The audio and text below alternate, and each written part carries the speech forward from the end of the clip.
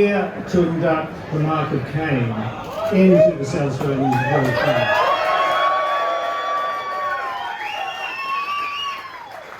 Fame. You may or may not know that the Mark of Cain are being inducted on the back of Chisel, the Angels, Super Jesus, and a number of other bands, and they are actually the 21st South Australian band, or originated from South Australia, to be inducted. So rather than me tell you what you already know about why we're inducting them, I've got a 15 or 14 minute time limit to make this happen. I'm actually going to invite John, Kim and Eli onto the stage right now. I can see them there, so please welcome the Mark of Cain.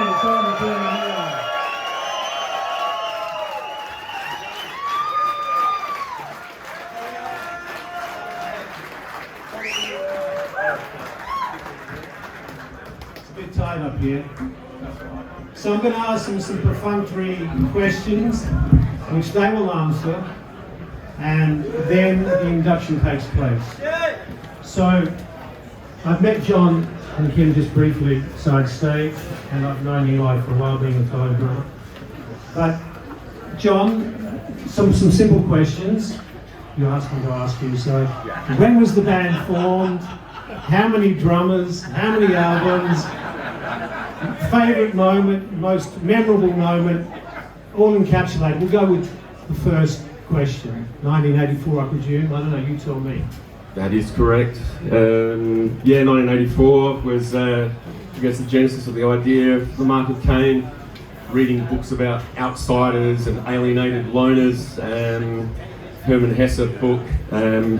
We're all here. That's great to see you all.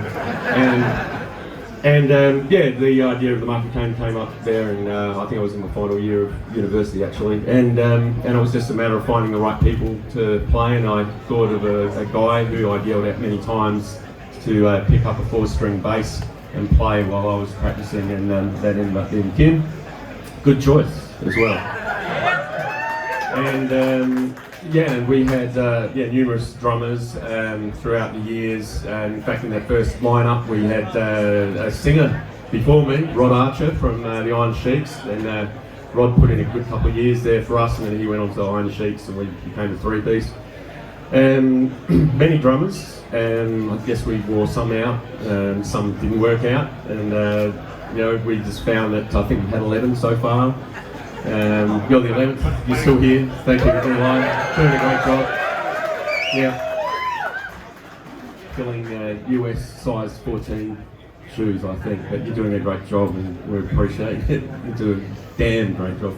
And how many albums? 5, I believe. I don't count them, but there's 5 full-length ones and some assortments there.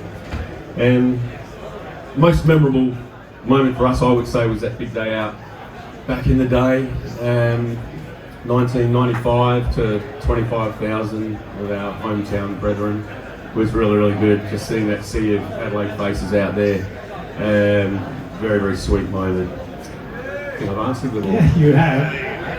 What brought you to resist moving interstate or even overseas? I read in your bio that I'm a proud Adelaidean as well. I'm sure we all are, most of us. But what made you stay in Adelaide? I think you recorded all your albums here as well. What was the motivation for that, for not doing what everyone else was doing? I think that's mainly, just dogged perseverance. We just didn't think we needed to. I think it was a bit of a punk, do-it-yourself work ethic. I think if you cast your eyes thinking you have to move to Sydney or Melbourne, then what are you chasing? You can do what you need to here. No compromise, that was always our idea too, is just like no bullshit, no compromise, do it in Adelaide. And I always tell the story, people go, where are you from? We say, oh, from Adelaide. And they go, well, Adelaide, but what good bands come from there? And it's like, well, we're fucking from there.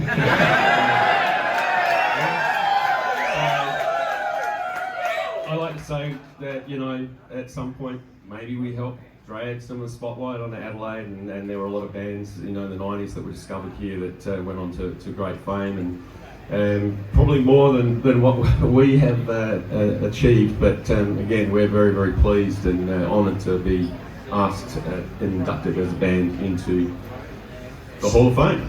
I've got to tell you that how it works is that people nominate via the website.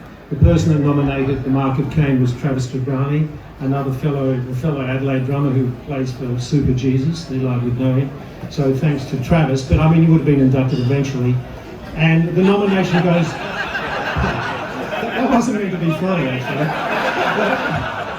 But what happens eventually? Everyone gets inducted. It deserves it, that is. But the peer group panel, which is made up of existing inductees, then not me, then vote on that. And I have to tell you, and we've got a time limit here, that when your nomination came up, it was more or less just like, well, yeah, of course.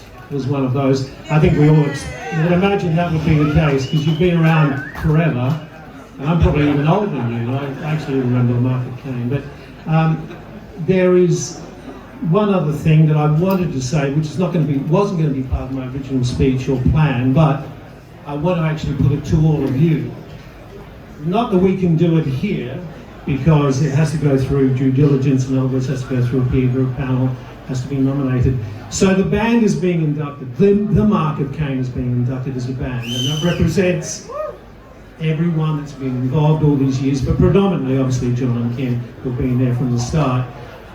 Having read their story, they themselves as individuals had not been nominated into the Hall of Fame for induction as an individual. So they are the 21st band, but there's about 135 people who have been inducted into the Hall of Fame. Could be Glenn Shorrock, could be John Bruce from the Angels. There's a big long list. Peter Darwin, who's going to come up in a minute, who's inducted as well. But I'm thinking that, and I don't want to get too many emails, but if you want to go to the website, SA Music Hall of Fame, it comes up, there's an induction criteria, fill it out, and I think they are very deserving. I mean, it's a bit of a rhetorical statement that both John and Kim should be inducted as individuals. Don't clap yet.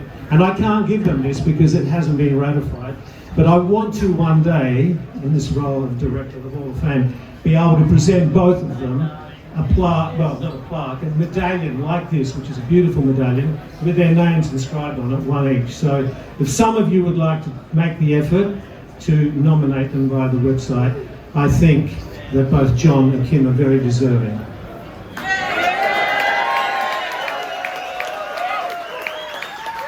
At some point, they'll be given one of these, I'm sure of it. If I did it now, I'd be crucified. Tangle the carrot. At this point, I want to induct a friend of the band's and John and Kim's, Peter Darwin, who is an inductee. I'm actually going to induct him, and he's going to present them the plaque and then make a quick speech about his dealings with the Mark of Cain. So I've just been told to wear off. So I'll be back in a minute. Peter Darwin. People, I'm just going to say one thing very, very quickly. I was extremely privileged for a number of years to run a little venue called Fowler's Live down the road. And, or particularly my wife ran most of it all the time. I just sat in the office and sent a few emails. But these two or three gentlemen here, although it was a slightly different third gentleman, probably over the 15 years that we had Fowler's Live, two of the most outstanding gigs ever was the Mark of Cain, and I'm sure that looking at the faces here, a few of you were there, and a few kids and sons and daughters. It was 42 degrees outside, it was 54 degrees inside the venue. We got very, very close to running out of booze, unsurprisingly, but the thing that really, really scared me was that I also got very, very close to breaking John Stanier's leg, because at the back of our stage were trapdoors where we had the winches for the lighting bars, and unfortunately one of the trapdoors hadn't been quite put back into place. John jumped up through one of the songs and half disappeared down the stage. And I was absolutely fucked for a few minutes, thinking, here we go. Tim Pittman's going to absolutely crucify me. But beside all of that, I really can't express how nice it is to be here to present these guys the plaque for their outstanding contribution to music, and in particular from Adelaide. So thank you very much.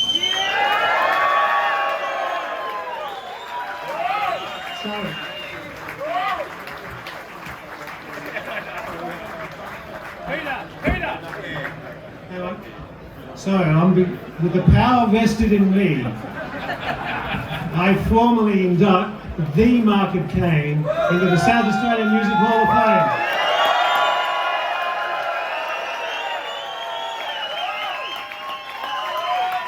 Thanks very much.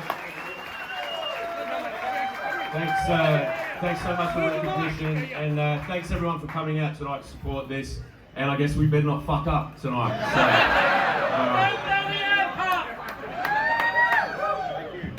thank you very much, everyone.